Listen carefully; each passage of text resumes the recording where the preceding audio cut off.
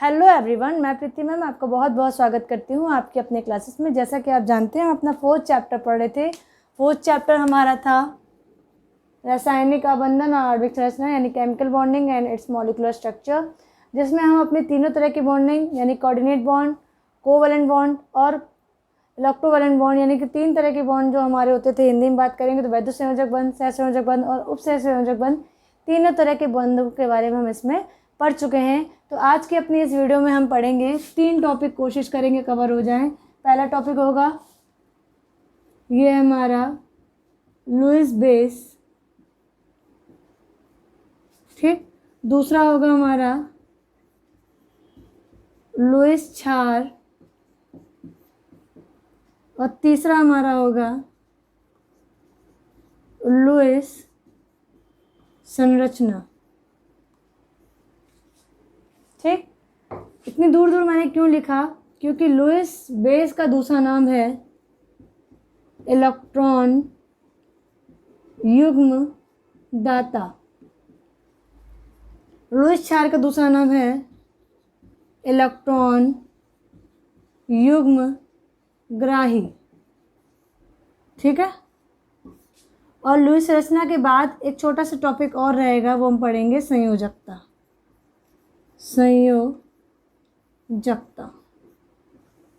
ठीक। तो आज की अपनी इस वीडियो में हम इन 4 टॉपिक को कवर करेंगे। लुईस बेस यानी इलेक्ट्रॉन युग्मदाता, लुईस क्षार यानी इलेक्ट्रॉन युग्मग्राही, लुईस संरचना और संयोजकता के बारे में, ठीक है। तो चलिए बिना देर किए स्टार्ट करते हैं। सबसे पहला टॉपिक अपना लेंगे लुईस बेस, ठीक। तो क्या होता है लुईस बेस?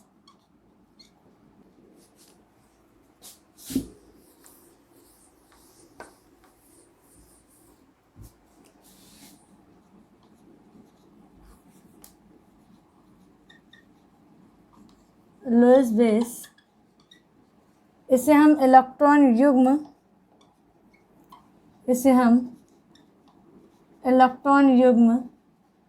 दाता कहते हैं, ठीक। तो क्या पढ़ेंगे? पहले हम पढ़ेंगे लुईस बेस यानी इलेक्ट्रॉन युग्म दाता के बारे में, ठीक है। तो बात कर रहे थे हम अपना लुईस बेस की या इलेक्ट्रॉन युग्म दाता की। तो क्या था कि वे परमाणु, अणु या आयन जिनके पास कम से कम एक इलेक्ट्रॉन युग्म होगा, इलेक्ट्रॉन युग्म दाता का कार्य करते हैं और लुईस बेस कहलाते हैं, ठीक। जैसे कि हम एग्जांपल की बात कर रहे थे, एग्जांपल हमारा था NH3 और H2O। अब NH3 क्यों? क्योंकि नाइट्रोजन का स्ट्रक्चर, ये अमोनिया का स्ट्रक्चर कुछ इस तरह से होता है, ये 3 तरह से बॉन्डिंग कर लेता है इस तरह से, ठीक है। और इसके बैलेंस इलेक्ट्रॉन कितने होते हैं? देखो 1 2 3 4 5, ठीक, 6 7 8, एक ये वाले हो गए हाइड्रोजन के, और नाइट्रोजन कितने हो गए? 1 2 3 4 5, आफ्टर शेयरिंग हो गए या शेयरिंग करने के बाद हो गए 7 8, ठीक। देखो 5 6 7 8, ठीक है। तो ये नाइट्रोजन का हो गया। बात करते हैं हाइड्रोजन की। ये अपवाद है, क्योंकि हाइड्रोजन अभी हम लोग पढ़ेंगे अस्टक के नियम के बाद अपवाद, उसमें हम जानेंगे कि हाइड्रोजन, हीलियम, लिथियम ये जो होते हैं इनके बाइटन कोश में 2 इलेक्ट्रॉन होते हैं, ठीक है। तो ये रहा।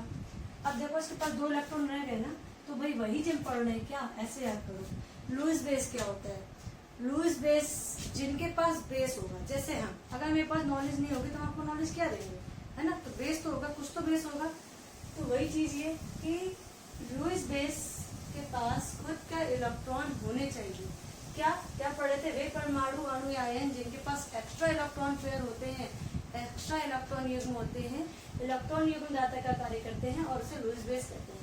कैसे पहचानोगे? जो भी लुईस बेस होंगे वो सब इलेक्ट्रॉन युग्म दाता होंगे, यानी इलेक्ट्रॉन पेयर डोनर होंगे, इलेक्ट्रॉन देने वाले होंगे। कैसे पहचानोगे लुईस बेस? लुईस बेस यानी इनके पास खुद का बेस है, और बेस का होने का मतलब तभी तो ये किसी को कुछ देंगे, है ना। तो लुईस बेस जो होते हैं वो इलेक्ट्रॉन युग्म दाता का कार्य करते हैं। एग्जाम्पल पे आएंगे। एग्जाम्पल है हमारा NH3। NH3 पे देखेंगे, जैसे नाइट्रोजन है, बैलेंस इलेक्ट्रॉन 5 हो गए। 5 इलेक्ट्रॉनों में से 3 इलेक्ट्रॉनों ने बॉन्डिंग कर ली हाइड्रोजन के साथ, क्योंकि 3 हाइड्रोजन थे। अभी भी 2 इलेक्ट्रॉन रह गए जिन्होंने किसी के साथ बॉन्डिंग नहीं की है। तो ये 2 इलेक्ट्रॉन जो है ये डोनर का कार्य करेंगे, इसलिए NH3 को हम लुईस बेस कहते हैं, ठीक। बात करते हैं दूसरे एग्जाम्पल की। यहाँ दूसरा एग्जाम्पल जो है वाटर यानी कि H2O। अब ऑक्सीजन की बात करते हैं। ऑक्सीजन का बैलेंस इलेक्ट्रॉन कितने होते हैं? 6, एटॉमिक नंबर होता है 8, ठीक। और 8 होने के बाद ये 2 से शेयरिंग कर लेता है, यानी हाइड्रोजन के साथ इस तरह से, ये देखिए, ये हाइड्रोजन के इलेक्ट्रॉन, ठीक है, ये ऑक्सीजन के, देख पा रहे हो भाई, ऑक्सीजन ने भी हाइड्रोजन से शेयरिंग कर ली, ये देखो 8 बना लिए, 6 खुद के 7 8 हो गए, और इनके भी हो गए, देखो ये देखो अभी भी 2 इलेक्ट्रॉन रह गए ना, अभी भी देखो ये 2 इलेक्ट्रॉन रह गए हैं जिन्होंने किसी से बॉन्डिंग नहीं की है। तो यही 2 इलेक्ट्रॉन जो हैं ये लुईस बेस का कार्य करेंगे, इलेक्ट्रॉन देने का कार्य करेंगे, और क्योंकि H2 इलेक्ट्रॉन एक्स्ट्रा है, ये इलेक्ट्रॉन देगा, इसलिए हम H2O को लुईस बेस और इलेक्ट्रॉन युग्मदाता का कार्य कर रहा है, इसलिए इसे हम लुईस बेस कहेंगे। ठीक, समझ में आ गया। बढ़े हैं अपने तीसरे एग्जाम्पल की ओर। चलो तीसरा एग्जाम्पल ले लेते हैं। तीसरा एग्जाम्पल है हमारा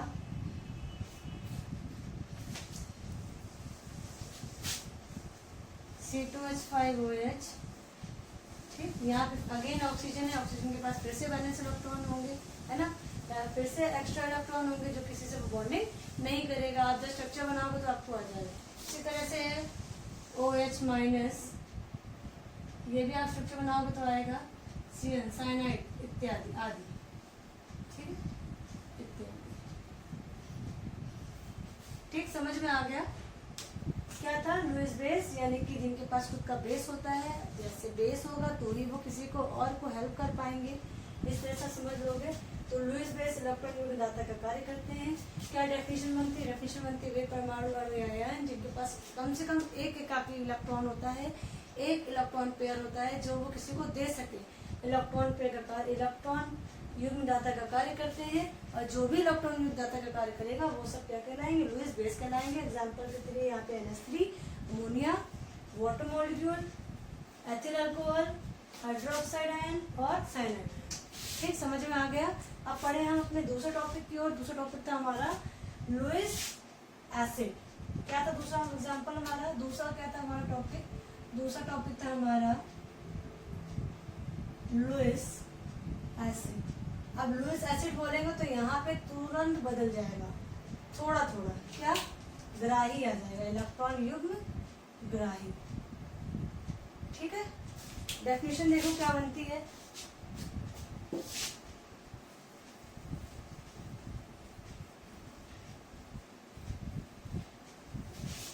देखो डेफिनेशन क्या बनती है। वे परमाणु अणु या आयन जिनके केंद्रीय परमाणु में एकाकी इलेक्ट्रॉन युग्म ग्रहण करने के लिए रिक्त ऑर्बिटल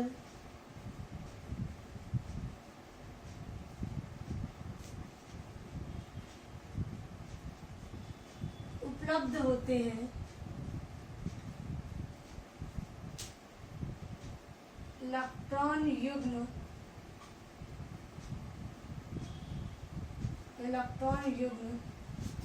ग्राही का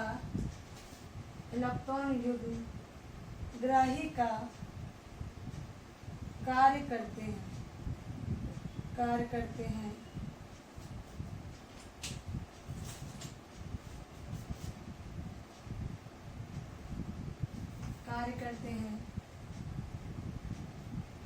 लुईस अम्ल कहलाते हैं। ठीक है भाई, समझ गए? कहलाते हैं भाई, उल्टा है ऐसा समझ लो। लुईस बेस समझोगे, बेस है जिनके पास खुद का आधार है, वही किसी को देंगे तो ग्राही का कार्य करेंगे। और एसिड है, सॉरी उल्टा हो गया, ऐसा समझ लो लुईस बेस है यानी खुद का आधार है, तो खुद का आधार तभी तो किसी को दान देंगे ना, तो दाता का कार्य करेंगे। और इसका जस्ट उल्टा है एसिड भाई खुद ही एसिड जो है ये थोड़े डोमिनेट होते हैं, एसिड है ना, खतरनाक होते हैं, तो इनसे सब डरते हैं, वो खुद ही देते हैं कि भैया तुम ग्राही, तुम्हें हमसे लेते रहो, कार्य करते हैं, कहलाते हैं। ठीक है, बहुत आसान है, बहुत उल्टा है। ऐसे याद कर लो कि लुईस बेस जो होंगे बेस, क्योंकि इनके पास बेस है तो ये किसी को दे सकते होंगे, तो ये दाता का कार्य करेंगे। अगर ये दाता है तो एसिड वाला क्या हो जाएगा, एसिड वाला तुरंत ड्राई हो जाएगा। ठीक समझ गए? बहुत स्मार्ट लोग हो आप लोग, खुद ही समझ जाओगे आपको आ जाएगा। तो लुईस अम्ल कहलाते हैं। ठीक है, क्या डेफिनेशन बनती है? डेफिनेशन बनती है कि वे परमाणु अणु हैं जिनके केंद्रीय परमाणु के पास कम से कम एक इलेक्ट्रॉन युग्म ग्रहण करने के लिए अतिरिक्त रिक्त ऑर्बिटल होता है या रिक्त ऑर्बिटल होता है, वो क्या कहलाते हैं? इलेक्ट्रॉन युग्म इकाई का कार्य करते हैं और वो लुईस एसिड कहलाते हैं। ठीक, एग्जाम्पल क्या हो गया? देखो एग्जाम्पल इसका हो गया, एग्जाम्पल इसका हो गया BF3 AlCl3 FeCl2 Cl plus Fe2 plus और Ag1। देखो एक तरीका इसको पहचानने का क्या है, आप बहुत पहले पढ़ चुके हो कि देने वाला महान, और महान पे आता है प्लस चार्ज। ठीक, लेने वाला ऋणी, इस पे आता है नेगेटिव चार्ज। क्या आता है? Negative charge. ठीक है, इस पे आता है नेगेटिव चार्ज। अब भाई आप समझो कि क्योंकि इनमें प्लस चार्ज आ चुका है, तो प्लस चार्ज आने के कारण ये किसी को इलेक्ट्रॉन दे के आए होंगे ना। अभी मान तो बन चुके हैं, अब जब ये मान एक बार बन चुके हैं, ठीक, अब इन पे इलेक्ट्रॉनों की कमी है, तो ये क्या करेंगे? ग्राही गई तो कार्य करेंगे। इनके पास इलेक्ट्रॉन की कमी अभी दोबारा मानता नहीं दिखा सकते, इसलिए ये इलेक्ट्रॉन को चाहेंगे कि हमारे पास कोई और इलेक्ट्रॉन आ जाए जिससे हमारा ये चार्ज हट जाए। सेम यहाँ पे Fe के पास 2 प्लस चार्ज, यानी Fe 2 बार इलेक्ट्रॉन दे चुका है, यानी कि अब इसमें बस 2 इलेक्ट्रॉनों की कमी है। ठीक है, ऐसी Ag प्लस है, यानी कि यहाँ पे जो Ag है इसमें भी 1 प्लस चार्ज है और ये 1 इलेक्ट्रॉन देकर महान हो चुके हैं। अब इन पे 1 इलेक्ट्रॉनों की कमी है, तो इसलिए इनके ऑर्बिटल खाली हो चुके होंगे जिनमें इलेक्ट्रॉन नहीं होगा, तो ये ग्राही का कार्य करेंगे और ये लुईस अम्ल के अंतर्गत आते हैं। ठीक, अब हम पढ़ते हैं अपने लुईस स्ट्रक्चर के बारे में। लुईस स्ट्रक्चर पढ़ने से पहले एक चीज और जान लो, टर्म है संयोजकता। संयोजकता इसे इंग्लिश में बोलते हैं बैलेंसी। ठीक, क्या होता है संयोजकता? अभी तक आपने पढ़ा, देखो डेफिनेशन पहले समझो क्या होती है। संयोग करने की क्षमता को संयोजकता कहते हैं। संयोजकता कहते हैं। ठीक, क्या डेफिनेशन बनी? किसी तत्व के संयोग करने की क्षमता को संयोजकता कहते हैं। जैसे कि मान लो आप पीछे पढ़ के आए हो वाटर मॉलिक्यूल, अब हम ऑक्सीजन को लिखते हैं, हाइड्रोजन को लिखते हैं। ऑक्सीजन हो गया 8, हाइड्रोजन हो गया 1। ठीक, ये हो गया 2 और 6 और ये हो गया 1। ठीक, अब एक चीज और पढ़ी थी अंतिम कक्षा, ये कक्षा या कक्षा, अंतिम कक्षा होती थी संयोजी कक्षा।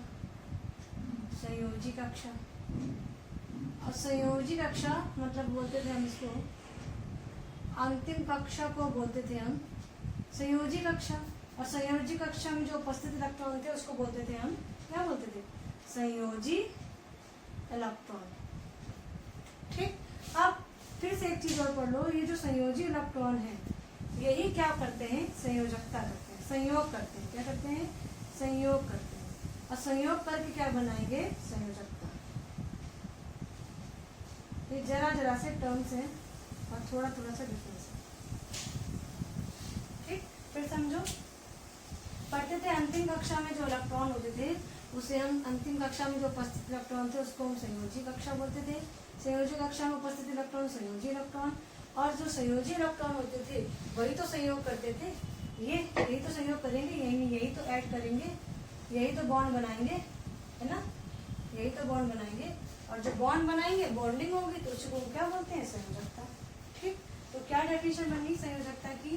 कि किसी तत्व के संयोग करने की क्षमता की, यानी कि जुड़ने की, ठीक है, जुड़ने की, किसी तत्व के संयोग करने की क्षमता को उस तत्व की संयोजकता कहते हैं। अब जैसे कि यहाँ ऑक्सीजन है तो यहाँ पे संयोग कौन करेगा? यही 6 इलेक्ट्रॉन तो करेंगे, क्योंकि इनको क्या करना है? 8 होना है, तो यही तो पार्टिसिपेट करेंगे। यहाँ पे ये 1 है, इनको मैक्सिमम 2 होना, तो यही तो पार्टिसिपेट करेंगे।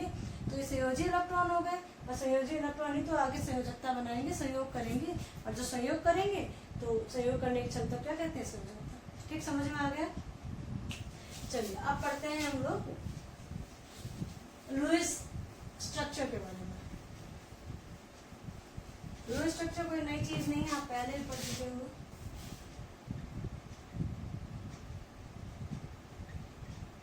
लुईस स्ट्रक्चर या लुईस संरचना, लुईस स्ट्रक्चर या लुईस संरचना। इस लुईस स्ट्रक्चर को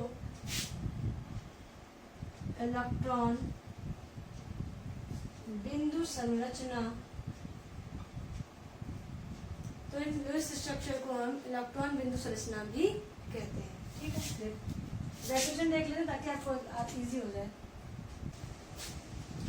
देखिए क्या होता है, देखो हमने बताया कि लुईस स्ट्रक्चर जो है, लुईस स्ट्रक्चर को हम या लुईस संरचना को हम इलेक्ट्रॉन बिंदु संरचना भी कहते हैं। ठीक है, तो क्या होता है मोटा मोटा समझ लीजिए, डेफिनेशन कहीं नहीं पूछी जाएगी, लेकिन आप इस जो हेडिंग है ना इससे रूबरू हो जाओ, इसलिए आपको ये डेफिनेशन बता दी गई है, बहुत इजी है। देखो, किसी यौगिक के एक अणु के सभी परमाणु के संकेत, ठीक, यानी अणु के जो सभी परमाणुओं के संकेत है यानी सिंबल, ठीक, उसके बाह्यतम कोशों के इलेक्ट्रॉन तथा इलेक्ट्रॉनों के स्थानांतरण और साझे के इलेक्ट्रॉनों को जिस तरह से प्रदर्शित किया जाता है या जिसमें प्रदर्शित किया जाता है, उस सभी को हम क्या कहते हैं, लुईस संरचना कहते हैं। ठीक है, डेफिनेशन हुई किसी यौगिक के एक अणु के सभी परमाणुओं के संकेत तथा उनके बाह्यतम कोशों के इलेक्ट्रॉन और इलेक्ट्रॉनों के स्थानांतरण और जो साझे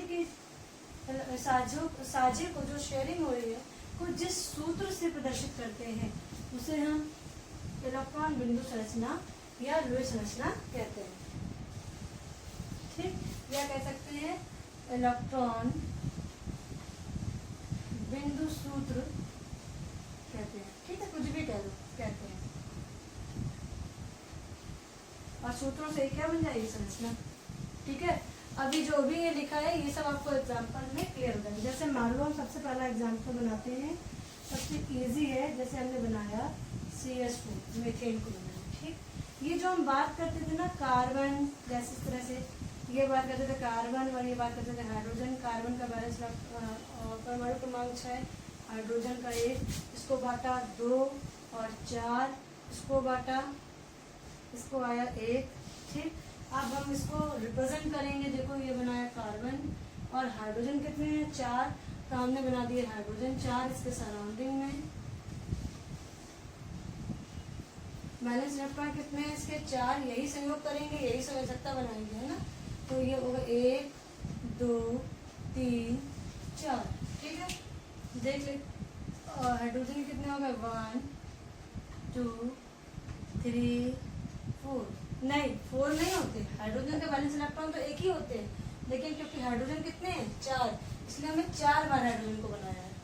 ठीक, समझे, ये बहुत आसान है। देखो लुईस संरचना क्या होती है, हम किसी परमाणु को या किसी अणु के जो परमाणु होते हैं उसको हम उसके बंध, जो जिस तरह से बंध बन रहे हैं उसको किस तरह से प्रेजेंट करते हैं, ये हमारी लुईस संरचना या इलेक्ट्रॉन बिंदु संरचना के अंतर्गत आता है।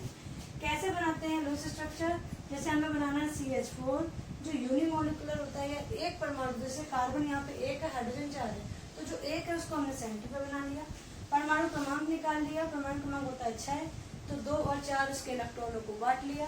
हाइड्रोजन कितना होगा, 1, तो 1 को तो 1 ही बांटेंगे। ठीक, जो अंतिम कक्षा में होते हैं वैलेंस इलेक्ट्रॉन उसी को हम देखते हैं।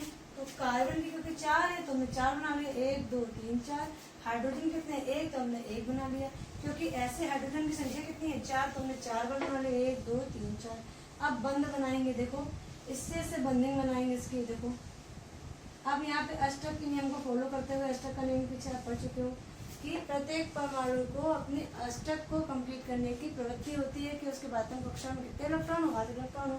तो 4 के बाद खुद से 1 2 3 4 शेयरिंग करने के बाद दो कितने हो गए, 4 5 6 7 8, यानी कि कार्बन को फायदा हो गया भाई, कार्बन को 8 इलेक्ट्रॉन होने थे, कार्बन के पास 8 इलेक्ट्रॉन हर हाल में हो गए। ठीक, अभी देखो हाइड्रोजन के पास मैक्सिमम इलेक्ट्रॉन कितने होने चाहिए, 2, क्योंकि वो पहली कक्षा में 1 इलेक्ट्रॉन है, होने कितने चाहिए, 2, तो क्या इसको फायदा हुआ? हाँ, शेयरिंग कर ली, इसको भी फायदा हो गया। देखो, तो ये जो इस तरह के स्ट्रक्चर हम पढ़ते थे, ये स्ट्रक्चर हमारा लुईस संरचना के अंतर्गत या इलेक्ट्रॉन बिंदु संरचना के अंतर्गत आता था। ठीक, समझ गए? समझ में आ गया? बढ़े अपने दूसरे एग्जाम्पल की ओर। चलो, दूसरा एग्जाम्पल भी हम वही लेंगे जो आप पहले पढ़ चुके हो। देखो, यहाँ पे लिख दिया हमने CH4, ठीक है, ये बना दिया CH4। इधर बना देते हैं हम NH3, क्योंकि ये सब वो हैं जो आप पहले से पढ़ चुके हो। देखो भाई, नाइट्रोजन लिख लिया, अब सीधा काम करते हैं। नाइट्रोजन लिख लिया, हाइड्रोजन लिख लिया। नाइट्रोजन के बैलेंस इलेक्ट्रॉन परमाणु क्रमांक 7, हाइड्रोजन का 1, बाटा 2 और 5, ठीक है, 1। ये समझ में आ गया? आगे बनाते हैं हम। देखो, नाइट्रोजन को यहाँ पे हमने बना दिया नाइट्रोजन। बैलेंस इलेक्ट्रॉन कितने? 5 5 इलेक्ट्रॉन बना दो, 1 2 3, ठीक, 4 5। समझ में आ गया? अभी देखो, हाइड्रोजन कितने बनाने हैं? हाइड्रोजन कितने बनाने? 3।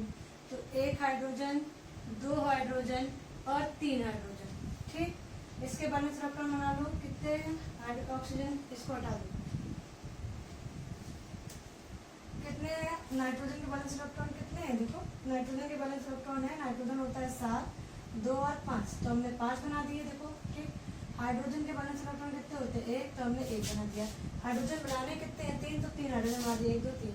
अभी स्टेप के नियम को फॉलो करते हुए देखो क्या इसमें फायदा हो रहा है। नाइट्रोजन के पास 5 इलेक्ट्रॉन है, कितने चाहिए? 3, यानी 3 तरह से बॉन्डिंग करेगा ये। देखो, 3 तरफ से बॉन्डिंग कर दी इसने, ये देखो कर ली। नाइट्रोजन पर कितने थे? 1 2 3 4 5 6 7 8। भाई, नाइट्रोजन को जबरदस्त फायदा हो गया, उसके अस्टर कंप्लीट हो गए। क्या हाइड्रोजन को हुआ? देखा जाए, हाँ भाई, हाइड्रोजन को भी हो गया। 2 2 होने चाहिए, ये देखो और ये देखो। समझ में आ गया? दोनों में अंतर समझ में आ रहा है? या भी हम लोग पीछे पढ़ के आ रहे हैं। ये क्या है? एसिड है कि बेस है? बेस है, क्योंकि इसके पास खुद के इलेक्ट्रॉन है ना। तो ये हमारा बना है, ये लुईस बेस बनता है। ये हम लुईस बेस से पढ़ चुके हैं अपना एग्जाम्पल, ठीक है, क्योंकि इसके पास खुद के इलेक्ट्रॉन है, ठीक है भाई।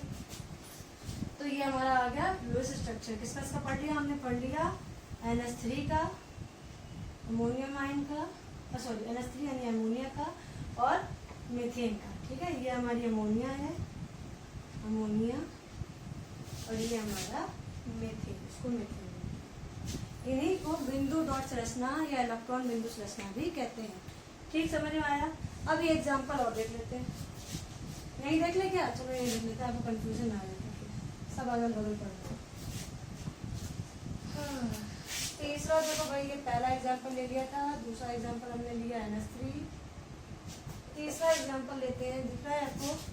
वाटर। ये इसलिए क्योंकि आपको ये सब एग्जाम्पल पढ़ चुके हो। देखो भाई, मैंने बोला था सराउंडिंग में जो होगा, जो यूनिमोलिकुलर होगा, एक परमाणु, उसको हमेशा बीच में लिखेंगे, तो बीच में लिख दो, ठीक है। बैलेंस इलेक्ट्रॉन ऑक्सीजन कितने होते हैं भाई? इसका भी 8, 2 और 6, तो 6 बना दो। 1 2 3 4 5 6, ठीक है। हाइड्रोजन कितने बनाने? 2, तो 1 और 2, ये बना दिया, ठीक। अब बॉन्डिंग की है, देखो ऐसे करके, ऐसे देखो ना, यहाँ पे 2 है, 6 है, 8 करने के लिए कितने इलेक्ट्रॉन चाहिए? 2, यानी कि दो बॉन्ड बनाने की इसको जरूरत है। अगर 2 बॉन्ड 2 जगह शेयरिंग कर ले तो 8 हो जाएंगे, तो हमने करा दिया। देखो, ये देखो 1 2 3 4 5 6 खुद के, 7 और 8, यानी भाई इसको फायदा हो गया, अस्तर कंप्लीट हो गई ऑक्सीजन की। बदले में इसको फायदा होना चाहिए, तो उसको फायदा हो गया, इसको 2 2 हो गए।